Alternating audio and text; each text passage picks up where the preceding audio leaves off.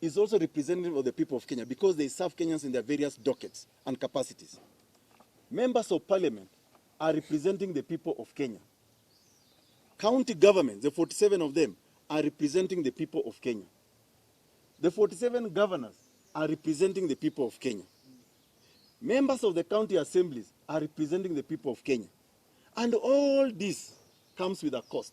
So the question that Kenyans have told us in the Punguza Mzigo bill, and now Punguza Mzigo Kenya, is this over-representation does not make sense for a country where, as I said earlier, children of the poor, children of hawkers, children of farmers are out of school, cannot access medicine, while we are spending so much money, billions.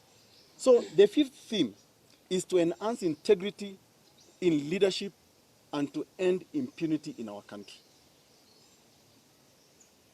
Kenya has been criticized, but also praised as one of the only countries in the world with a chapter called Leadership and Integrity. But one of the characteristics of our leadership is that of corruption, corrupt leadership, leaders with, who operate on impunity, people who cannot account for money, but they say mtadu.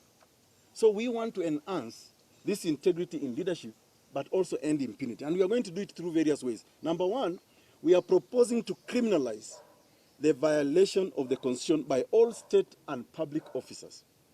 Even a future president in this country cannot willy-nilly decide to disobey, for example, court orders, which are very constitutional.